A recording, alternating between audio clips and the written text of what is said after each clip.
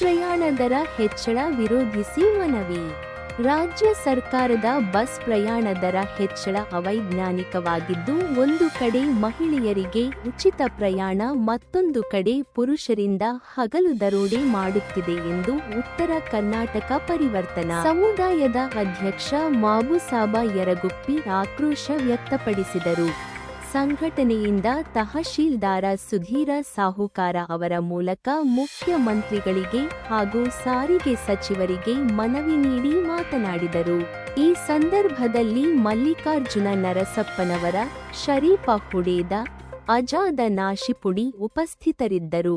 ಕನ್ನಡ ನಾಡು ಸುದ್ದಿ, ನವಲಗುಂದ.